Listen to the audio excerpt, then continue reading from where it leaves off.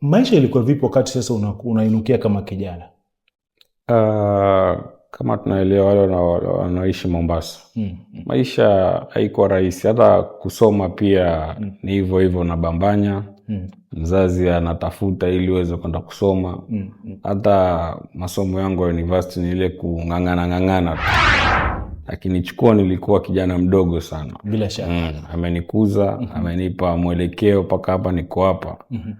Kuna mchango wake mkubwa sana.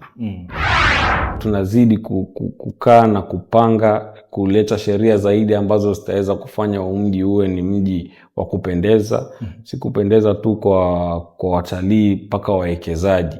Ili Mombasa tuwe katika gumzo la dunia ambao watu wanatuzungumzia. Kila mtu akitaja Mombasa ni mahali ambako anakuja, anatamani kuja kutembea.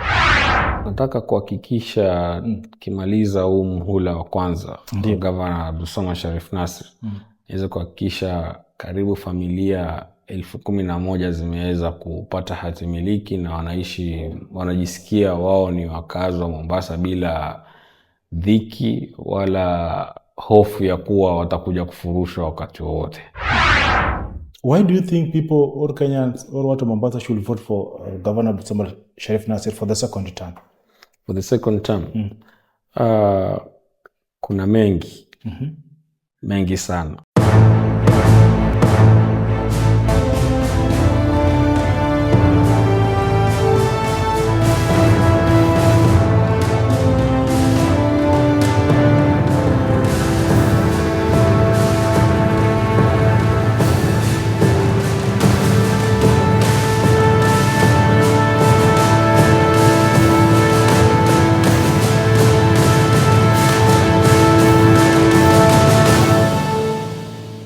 Naam, shukrani sana kwa watazamaji wa CTN TV. Tumerudi tena katika masuala ambayo yanahusu Mkenya wa kawaida hususan katika kaunti ya Mombasa. Leo tunataka kujadili masuala mazima ya ardhi kaunti ya Mombasa na tumebarikiwa kuwa na waziri wa ardhi Hussein Mohamed Hussein, anajulikana kama Amado. Tuweze kufahamu fika masuala ya ardhi. Pengine serikali ya ugatuzi kaunti ya Mombasa imepangia nini na wenyeji ambao wamekuwa wakikumbana na matatizo haya, dhuluma za kihistoria hususan za ardhi, serikali ya kaunti, serikali ya ugatuzi ya Mombasa ina mipango gani kufanikisha haya? Mengi yamesemwa, mengi yamezungumzwa, lakini leo tunapata taarifa kamili kutoka kwa waziri ambaye atatuambia 60% ya wakaaji wa kaunti ya Mombasa ambao wanaishi katika maisha ya uchochole au katika mitaa ya mabanda wamepangiwa nini. Shukrani sana, karibu. Na kabla hujasonga mbele, msikilizaji, nitakusihi tu na mtazamaji uweze kubonyeza kidude na kuweza kusubscribe katika CTN ili tunapoweka video au kanda kama hizi unakuwa mwepesi wa kuelewa mambo yanakwenda namna gani. Jina langu ni David Otieno na hii ni The Power Seat. Waziri, karibu sana. Asante sana. Naam. Kwanza shukrani kwa kutupatia nafasi kuzungumza na wewe kwa mara ya kwanza katika CTN. Na wewe unajua ni celeb hata kuliko sisi ambao tuko hapa kwa leo. Kweli. Sasa tuanzie tu na historia yako waziri. Wewe ni mzaliwa wa wapi? Wewe umesoma wapi? Na maisha yako imekuwa vipi kabla kuwa katika nafasi ambayo tayari yuko? Kwa majina kama walivyosema naitwa Mohamed Hussein Mohamed, wengi wanijua kama Amado. Naam. Amado ni jina la mtaa tu. Na mimi nimezaliwa hapa Mombasa. Naam. Mtaa wa Majengo. So nimekulia kwa mtaa. Kasoma shule Kaloleni Primary, secondary hapa Mombasa. Na mpaka sasa ni waziri. Mpaka sasa wewe ni waziri. Hujatuambia shule gani ba? Wengine wakiona shule yao imetoa waziri, hata watoto wanatia bidii zaidi na wao pia kutajia ile Kaloleni Primary, ile shule ya chini kabisa ile. Ya mtaani huko. Yes. Safari yako imekwaje? Maisha yako imekwaje? Wewe ni mtoto wangapi? Maisha ilikuwa vipi kama unakuwa? Mimi ni first born kwetu. Na sijatoka katika familia ya kitajiri kama nilivyokuelezea. Majengo kwa mtaa huko. Na sijaenda kwa shule hizi sijui za academy hizi za group of school. Hizi zetu. So najaribu kuelezea pia wale watu wanatoka kwa mtaa kila kitu inawezekana. Bila shaka. Alafu ndio ukajipambana ukaenda chuo kikuu? Nikaenda chuo kikuu. Nilisoma secondary school Likoni Secondary. Nikafanya diploma Mount Kenya University, then kaenda Moi University. Tasnia ilikuwa ni gani? ICT. ICT. Yeah. Wewe ni gwiji wa kompyuta. Kabisa. Alafu sasa ukikua, maisha ilikuwa vipi wakati sasa unainukia kama kijana? Kama tunaelewa wale wanaoishi Mombasa, maisha haikuwa rahisi. Hata kusoma pia ni hivyo hivyo na bambanya.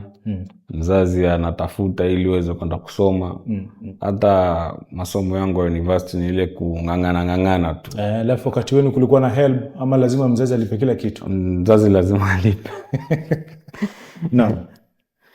Alafu sasa baada ya kumaliza, wengi wanataka kufahamu mlipatana vipi na gavana? Manake si rahisi ukisema umetoka Likoni, umesomea Likoni secondary, hapa Mombasa tu hivi alafu ghafla tu unakuwa waziri. Safari ilikuwaje? Safari ya siasa kwanza.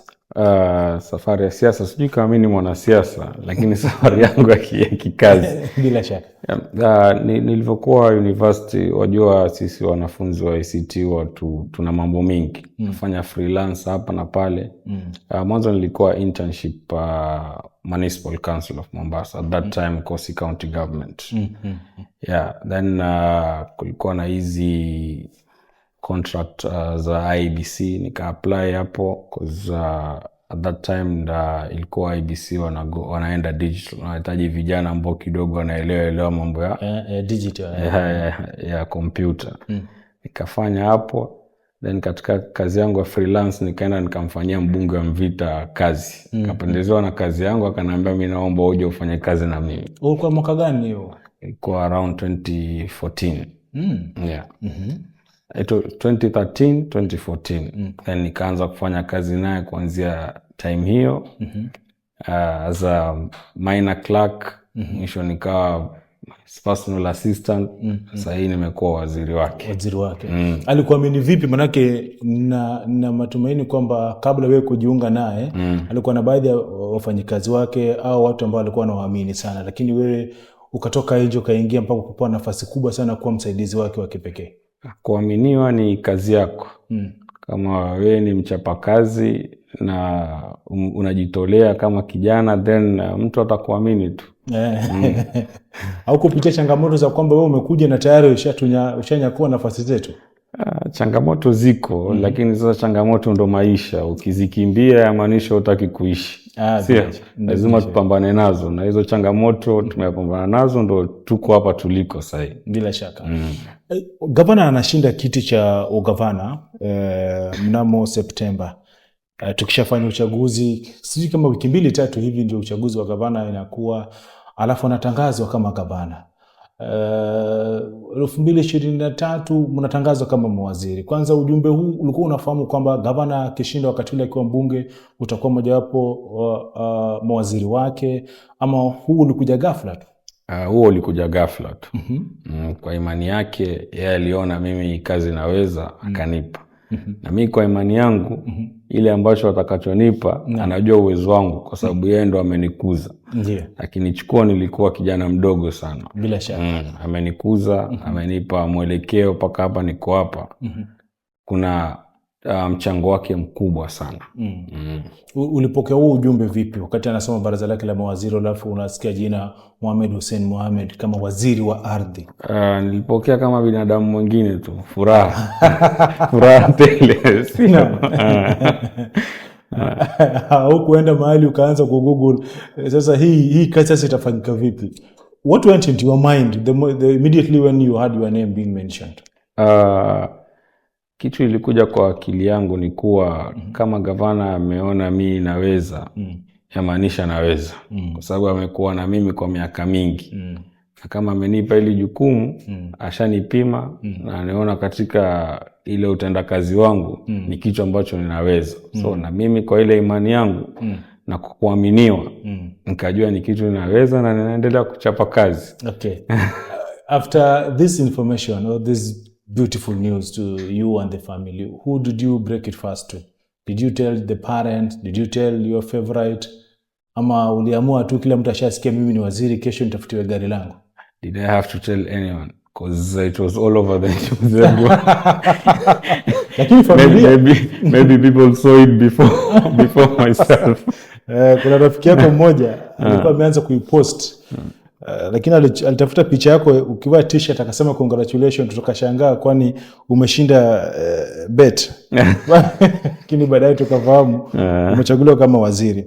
How did the parents receive that news? How did the parents, wazazi wako walipokeleaje ujumbe kama? Bila shaka ni wazazi na wamefurahi. Na kama mzazi pia kuna uoga fulani wako nao. Wajua wengi wanasikia hii mambo ya siasa kuwa kwenye serikali. Lakini mimi pia najaribu kuwatia moto, kuwapa motisha na kuwapa confidence kuwa umelea kijana ambayo ana uwezo na ana nidhamu. So hizo temptations na nini ambazo ziko katika hizi position nitaweza kupambana nazo. Bila shaka.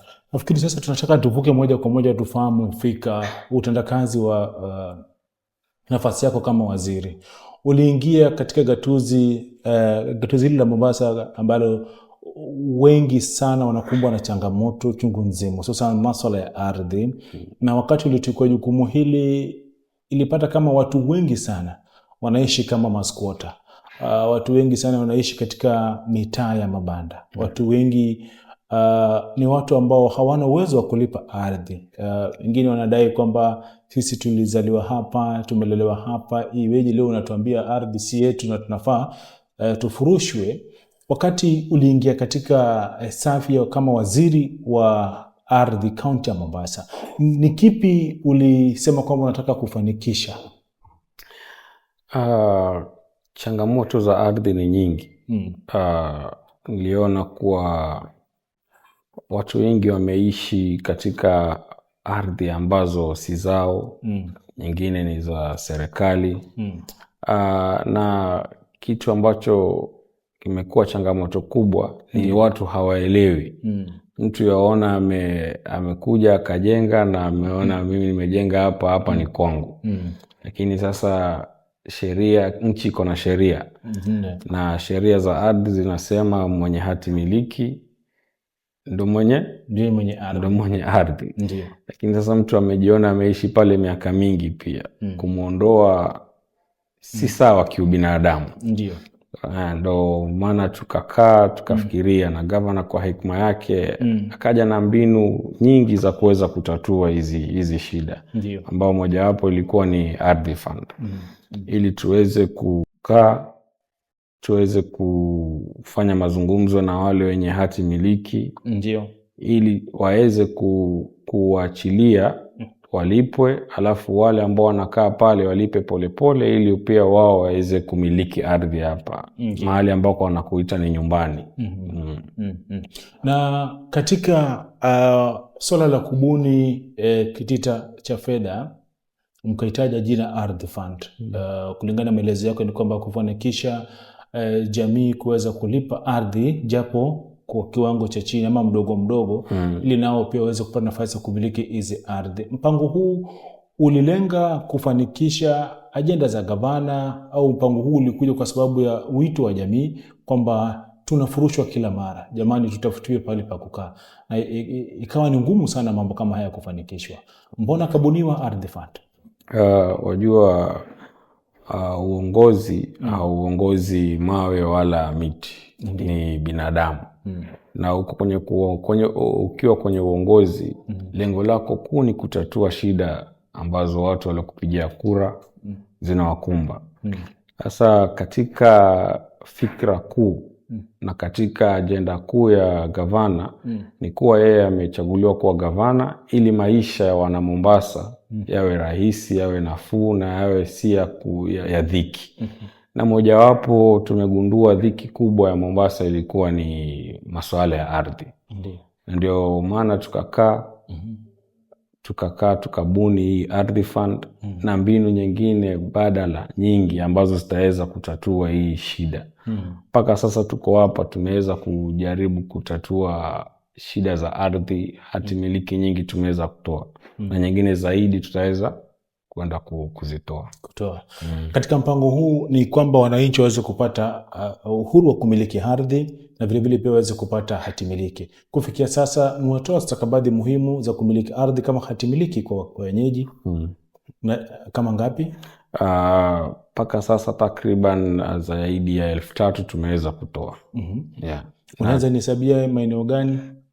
Kunao Mikindani tuliweza kutoa 1,200. Kuna kwingine tumeweza kutoa 500 ambayo ilikuwa ni Miritini. Kuna Chaani tumeweza kutoa 800 title deeds ambazo nyingine pia watapata karibuni 400 more. Kuna area za Majaoni pia wameweza kutoa, tumeweza kutoa almost 2,000 title deeds. Yeah. Katika county sasa 3, katika sub counties 3 umezungumzia Chaani, Jomvu, Kisauni na Changamwe. Yeah. So county ndogo za Likoni bado ambao kuna process inaendelea. Ndio. Kuna area ya Shikadabu ambao ni Basra Settlement Scheme. Kuna Kindunguni. Kuna Kisumu ndogo, Kisimani Kondego area ya Nyali. Kuna Mafisini ambao pia wataweza kupokea title deeds zao karibuni. Na Mkenya kawaida ama mkazi wa Mombasa atajiuliza mbinu zipi mnazitumia kufahamu kwamba jamii hii au community fulani inapaswa kupewa hati miliki ama mtu fulani anapaswa kupewa? Kuna mbinu nyingi, wajua kuna zile private land. Kuna zingine ni government land. Kuna zingine ni it's a private land lakini sasa kuna absentee landlord. Mtu ambao anamiliki hiyo ardhi hajaonekana kwa miaka mingi na kuna watu wamekaa hapo. So kuna sheria tunazitumia ili wale walijenga pale waweze kupata hizo hati miliki. Zile za government land ni direct kwa sababu government land, all the land iko vested under the county government of Mombasa. So ni sisi tuna decide hawa wamesettle hapa for long, wacha tuwagawanyie kila mtu apate hati miliki. Na zile zingine za private land zile ndo zinapitia through ardhi fund. Tunajaribu kuongea na yule mwenye ardhi ili aweze kukubali kwa sababu sasa watu wamejenga hapo. Si kiubinadamu, si sawa useme mtu ashajenga ametumia fedha zake nyingi umwambie avunje. Ya urahisi kiubinadamu ni yule ambaye mwenye ardhi akubali yule anunue ile ardhi yake ili huyo mtu aone hiyo ardhi na nyumba yake endelee kuishi. Ndio tunaingilia hapa ardhi fund, sisi kama mediator tunakuwa katikati. Tunajaribu kunegotiate ili yule amuuzie yule mwenye nyumba kwa bei ya nafuu. Sisi tuingilie kati, alipe polepole mpaka aweze kumiliki ardhi yake. Ambao ni mfumo ushaweza kufanyika Waitiki mpaka sasa watu wana hati miliki. Ndio. Serikali ya Kenyatta. Serikali ilinunua alafu watu wakaganyiwa, kila mtu akapewa hesabu yake polepole kila mwezi kama ni 2,000 mpaka mwisho anamaliza anakuwa na hati miliki naye pia. Sasa huu mfumo au mbinu ambayo inatumika katika ardhi fund ni kusaidia tu jamii kuweza kumiliki hizi hati miliki na kuweza kupata nafasi ya kuishi katika maeneo fulani kihalali. Ndio. Na serikali inatumia fedha kiasi gani katika mpango huu angalau kufanikisha haya kwenye bajeti yake ya mwaka? Ile sheria iko wazi kabisa. Kwa sababu kama sisi kitengo cha ardhi Mombasa County kuna revenue to collect ile ushuru. Sasa tumesema kama tuna collect ushuru wa land rates kiwango fulani, tunataka percentage fulani, asilimia fulani iweze kuwekwa kwa huu mfuko wa ardhi fund iweze kukomboa mashamba zaidi. Sasa ndo maana ile ukasema kulikuwa kuna 50 million imewekwa. So 50 million ni ile kadri ya ile pesa tumecollect kutokana na land rates. Imepigwa hesabu ikaonekana ni 50 million ikawekwa upande huu. Ni fund ambayo imeanza. tuna imani miaka kila ikisonga itagrow, pesa zitakuwa nyingi. Kwa sasa maybe mwaka huu tuweza kukomboa ardhi 1 2, miaka kila ikizidi, na wale wengine ambao tumewasaidia wakiendelea kulipa polepole ili iweze kusaidia wengine na wengine. Sasa ni kama hii ardhi fund ni za revolving fund. Revolving fund, yeah. Ndio mkisha governor ama serikali ya county kisha kusimamia ardhi, unalipa kwa county tena? Yeah. Polepole? Polepole. Alafu ukishalipa ndio county inapata nguvu zaidi akikusanya zile ushuru zake za ndani, anunulie watu wengine. Sababu wengi walikuwa wanasema kwamba 50 million county ya Mombasa na value ya ardhi nafikiri ziambatani. Hiyo mtajipata tumenunua ardhi kama ploti moja tu ya eka moja. Lakini siwajua safari inaanza mahali. Lazima upige hatua moja. Sasa tutasema kwa sababu safari yangu lazima niwe na hatua 1000, so nitazitafuta vipi? Nitapasuka msamba, sio? Acha nianze na hiyo hatua moja. Polepole tutafika mwisho, sio? Lakini lazima tuanzie mahali. Na hivi ndo tumeanzia. Namna bila shaka nafikiri ni hatua moja ambayo huenda ikatoa suluhu la kudumu katika safu ya masuala ya ardhi. Na kuna mambo ambayo yamekuwa magumu katika safu ya ardhi bado kaunti ya Mombasa. Lakini kabla sijafika hapo, tuzungumzie planning ya mji, mipangilio ya mji. Watu wanasema kwamba siku hizi watu wanajenga venye wanavyotaka wao. Ukiona hata wafanyabiashara wanavuka mpaka barabara. This is your docket. What do you do to ensure that you curb this menace and also to ensure that Mombasa retain its dignity as the second largest city in Kenya? Kama Mombasa tuna sheria zetu za planning. Na si ukweli kwa watu wanajijengea ovyo ovyo. Mtu akitaka kujenga lazima aje kwa serikali ya county, tuangalie mjengo wake anaujenga wapi, hapo mahali si barabara, na mahali ambako hakujatengewa labda mahali kwa kupita maji taka, ndio tukupe ruhusa ujenge. Wale wanaojenga ovyo ovyo ni watu wamejenga bila ruhusa, na kuna enforcement officers wao wanaenda wanashikwa. Mji una sheria zake, na mji lazima uwe na nidhamu. Ndio maana sengine utaona tuvutana na watu. Kwa vile kwa miaka mingi watu wamefanya vitu ambavyo si sawa mpaka ikakaa ndo sawa. Sasa watu wakiambiwa wafanye kitu cha sawa waona wanaonewa. Lakini polepole tunajaribu kuelezea watu kitu cha sawa, huku tukiendelea kuzikakamaza zile sheria ili watu waweze kuzifuata.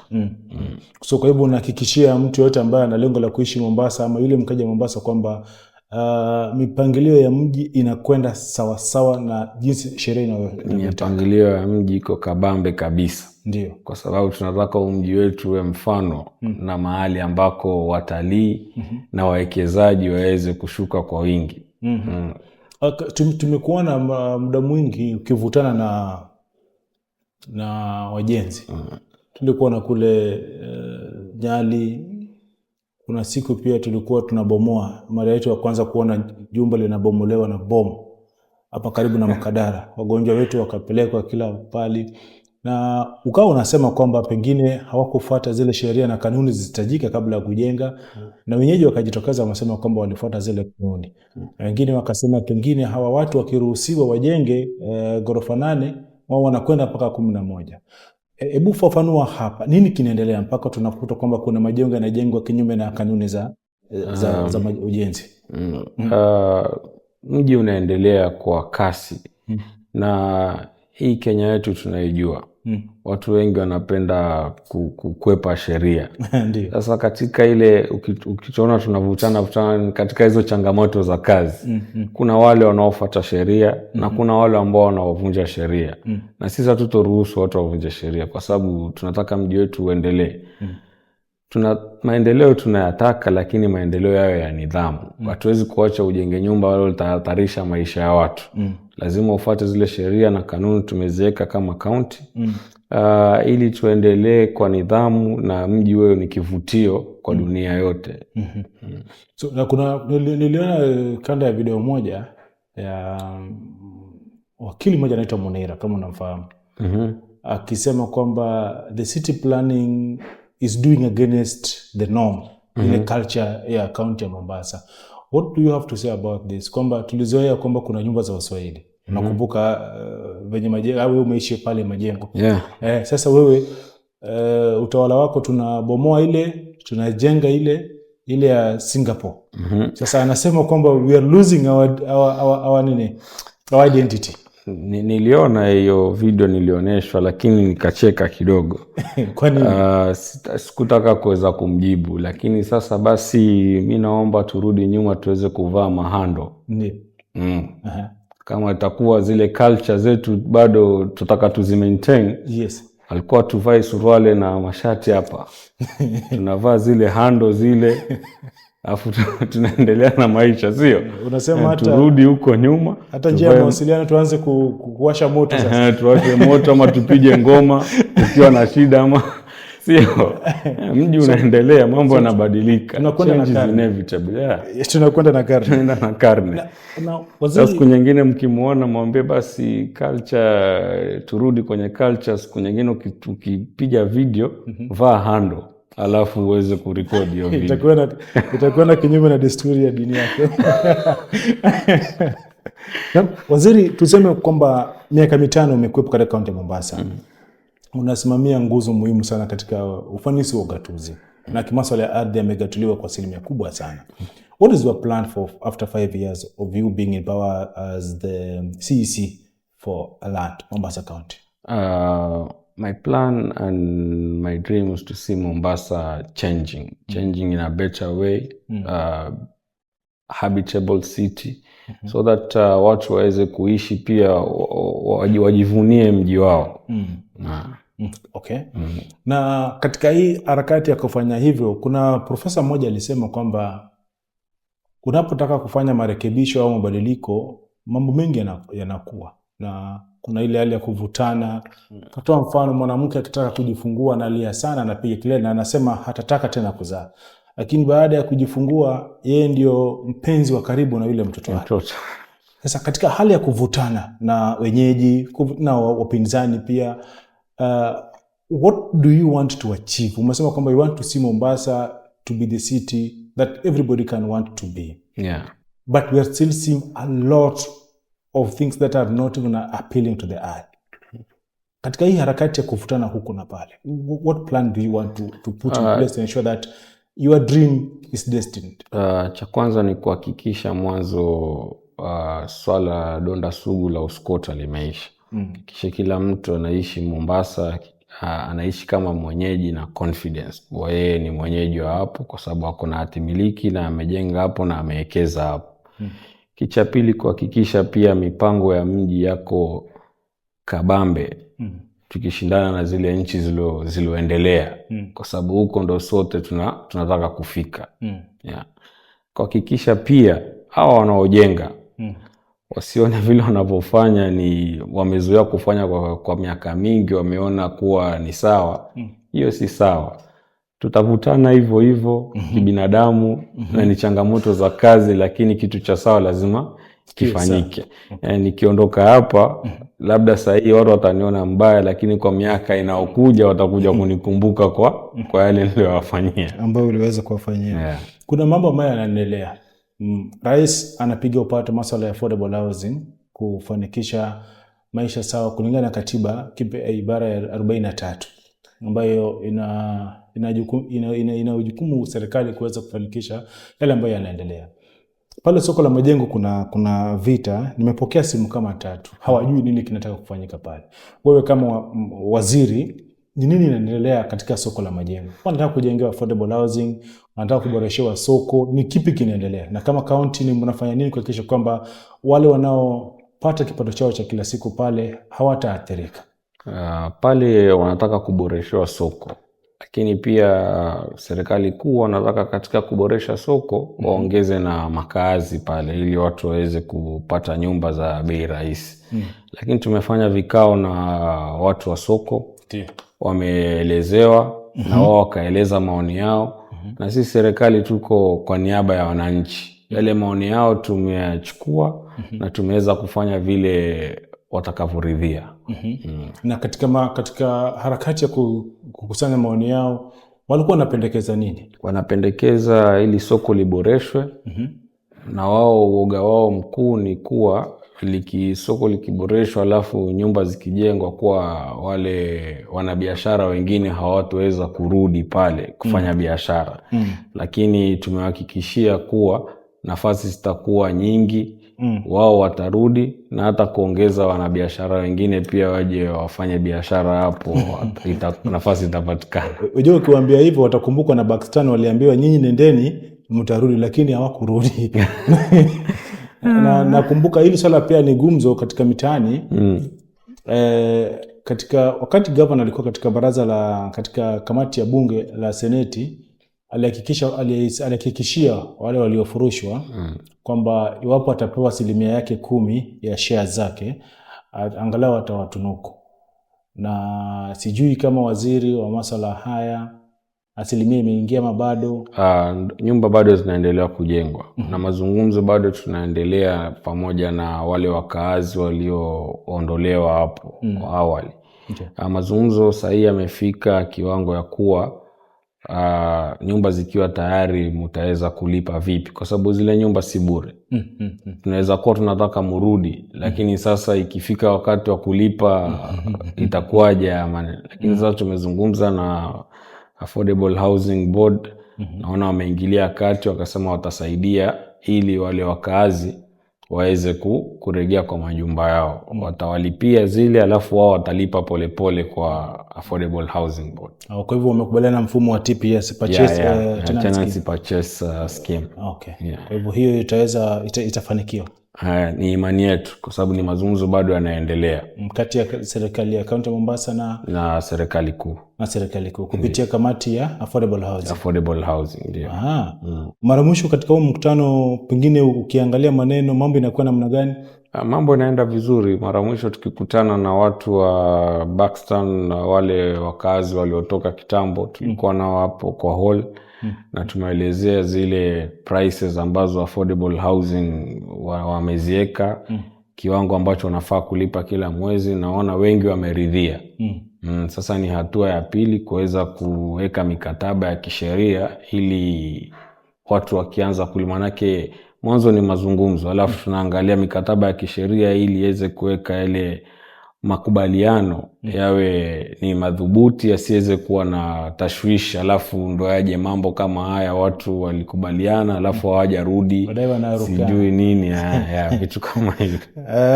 Safi kabisa. Katika hii kazi tumezungumzia mambo mengi sana, lakini wanasema panapo jambo nzuri, baya lazima litakuwepo.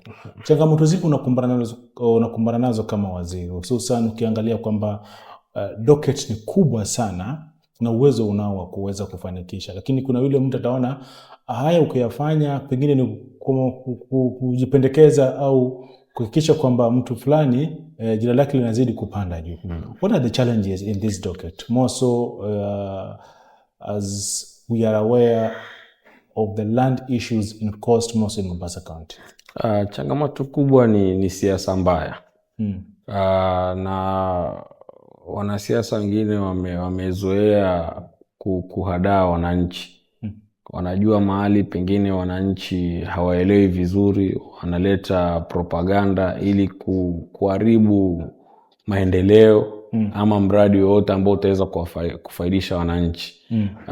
Lakini sasa sisi kama serikali tumeweza kuingia pia tuweze kuelimisha wananchi haki zao na mambo kwa uwazi, ili mtu asije tu akakuhadaa na maendeleo yasiweze kufanyika. Lakini changamoto kubwa ni siasa ambazo hazina msingi, siasa za propaganda ndo zimeweza kufanya kazi imekuwa ngumu zaidi, kwa sababu changamoto nyingine ambayo ni ndogo ni sengine unafanya kitu, wananchi hawana elimu ya sheria kuhusiana na hicho kitu, lakini hiyo ni kidogo. Mwananchi ukikaa naye ukimwelezea kwa umakini anaweza kuelewa.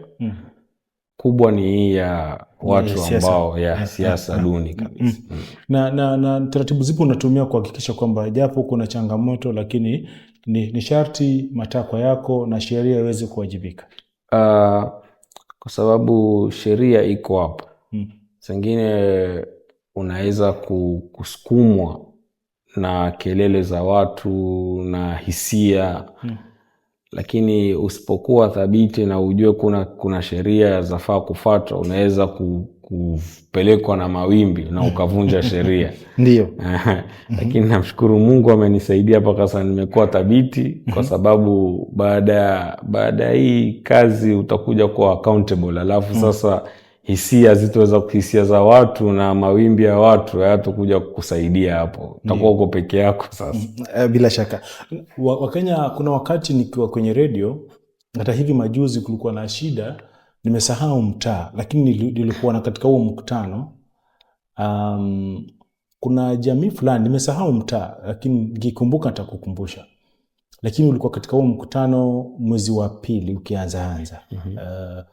Walikuwa na kesi kotini, walishtakiwa, lakini walilemewa na hiyo kesi. So walikuwa na mpango wa kuweza kuappeal au kutafuta kesi dhidi ya aliyedai kwamba anamiliki ile ardhi. Na komiti ya hiyo jamii ilikuja kwako kuomba green card, kujua nani mmiliki halisi wa kipande cha ardhi ambacho kina wakaaji zaidi ya 320.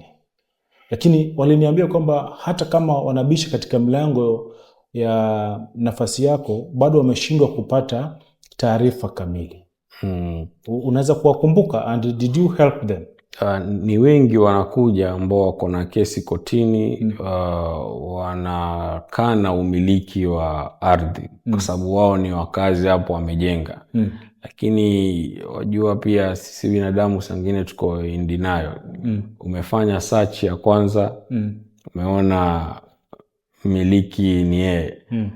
Unaanza kuishuku ile ofisi iliyokupa search, waona labda lakini sasa sheria ziko pale pale. Ndio maana ninaeleza, kama wewe umeona hii hati miliki haiko sawa, ni hushi, unaweza kwenda kotini ukai challenge. Na koti ndo itaamua nani ndo mmiliki wa shamba. Ndio. Sasa hili swala ambalo wanasema kwamba kupata taarifa ni ngumu sana katika serikali ya kaunti, hususan katika masuala ya ardhi. Hii wamejiwekea tu. Nadhani watu mpaka sasa hawajaweza kutofautisha serikali hizi mbili na katika masuala ya ardhi. Kuna majukumu mengine ni ya serikali kuu. Labda mtu ameenda pale kwa National Land Commission ama ameenda kwa State Department ya Lands, ameshindwa kupata information, so anashindwa kutofautisha hii ni county government ama ni kitengo gani. Lakini mimi na uhakikisho na nahakikishia wale waliokuja county government Mombasa kupata taarifa ya kitu chochote, tuko wazi na wakati wowote wanaweza kupata taarifa yoyote. So hawa wakagujo yao ilikuwa ni mamlaka ya juu? Kagujo nilienda na ile information ambao walikuwa wanataka kutoka kwa county government wameweza kupata. Washapata tayari? Yeah. Okay. Hiyo ni kongole, kwa sababu walikuja kwangu wakaniambia zungumza na county, nikasema mimi naweza tu piga simu. Nikipata itakuwa ngumu. Nafikiri kama waliipata hiyo ni kongole, na itawasaidia kuweza kujua kama nani miliki halisi wa kipande cha ardhi ambacho tayari wanazozania, japo mambo bado ni magumu kati yao. Tayari wanamjua, kwa sababu wajua hapo Kagujo walikuwa wakilipa rent kwa mtu. So yamaanisha walikuwa kama wanalipa rent kwa mtu, yamaanisha kuna mwenye nyumba, sio? Walikuwa wanajua miliki halisi ni ile. Ndo nakwambia sometimes kuna ile denial ile, wajaribu kuelezwa ukweli lakini hutaki kukubali. Alafu sasa ukiongezea na hao wanasiasa wachochezi, sasa ndo inakuwa vibaya kabisa. Masuala ya ardhi yanataka watu wawe makini na watumie hekima kubwa. Tuweke siasa kando ili watu waweze kufaidika. Hapa ni umenieleza kwamba taratibu unapojaribu kuyafuata, changamoto ni chungu nzima. Nataka uniambie kwamba kama waziri wa ardhi, apart from what we have discussed, kwa sababu ardhi nyingi utakuta kwamba ni absentee landlords, na wengine pia utakuta ni masquatter na kadhalika na kadhalika. Ardhi fund imekuja kufanikisha haya, lakini japo umesema hatua ni kubwa, lakini tunaanza mdogo mdogo. Na unajua sheria haisubiri na sheria pia itasema kwamba sisi hatuna leo, kesho wacha tukipata tutafanya hivi. What plan do you have before the end of 2027 kuhakikisha kwamba my legacy as Mohamed Hussein Mohamed nitakuwa nimekomboa familia fulani ama jamii fulani? Tayari umeanza kutoa hati miliki, umeanza kutoa mipangilio mizuri ya kuweza kufanikisha hatua za kupata hati miliki, lakini ukienda Jomvu shida ni nyingi, na ukienda sehemu za Kisauni shida ni nyingi zaidi, na Likoni pia. Lakini huwezi ukayatatua kwa pamoja, kwa sababu matatizo haya ya kuanza jana, tangu jadi. Hata wakati wa mbunge ambaye alikuwa anakipigania sana Karitha Maisha, matatizo haya yalikuwepo na si ya kumalizika leo. Lakini what do you want to achieve before your tenure ends? Nataka kuhakikisha kimaliza huu mhula wa kwanza wa Gavana Abdulswamad Sharif Nassir, niweze kuhakikisha karibu familia 11,000 zimeweza kupata hati miliki na wanajisikia wao ni wakazi wa Mombasa bila dhiki wala hofu ya kuwa watakuja kufurushwa wakati wowote. So that is what you want to achieve. Yes. At least 12,000 families to have their land registered under their names. Yeah. Na hakuna siku wataweza kufurushwa. Na katika mipangilio ya miji? Katika mipangilio ya miji nadhani nimeweza kusema hapo awali. Tunatarajia hii Mombasa iweze kulinganishwa na miji ile iliyoendelea. Na kufikia hapo haitokuwa rahisi, tutavutana na wengi, lakini sheria ziko hapo na tunazidi kukaa na kupanga kuleta sheria zaidi ambazo zitaweza kufanya mji uwe ni mji wa kupendeza, si kupendeza tu kwa watalii mpaka wawekezaji, ili Mombasa tuwe katika gumzo la dunia ambao watu wanatuzungumzia. Kila mtu akitaja Mombasa ni mahali ambako anakuja anatamani kuja kutembea. Kuna mmoja aliniuliza juzi kwamba Mombasa ukizunguka kila siku unaona majengo mapya yanajengwa, lakini sewage system katika majengo yale ni mbovu. When you are approving them, do you look at the sewage system? Ndio nakwambia mimi nitajenga and this is how I want it to work. Ukiona majumba yote yamejengwa, yameangaliwa na wakarabati na wahandisi. Kila mtu lazima akijenga hakikisha ameweka biodigester. Unajua technology ya evolve. Mambo ya kuchimba mashimo yameisha. Kuna biodigester. Sasa lazima mtu aweke biodigester so that kuwe na treatment ya hiyo sewage. So haya majumba yote unaona yamepangwa vizuri na yamepitishwa kwa hizo sheria za county kuhakikisha kila mtu ameweka biodigester. Na hii shida ya sewage tuna imani kwa miaka kadhaa itakuwa imeisha. Okay. Nataka turudi katika sasa 2027. Why do you think people or Kenyans or watu Mombasa should vote for Governor Abdulswamad Sharif Nassir for the second term? For the second term?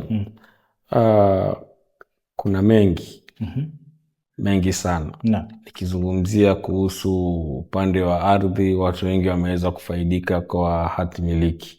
Nikizungumzia upande wa education, upande wa elimu, watoto wameweza kulipiwa basari.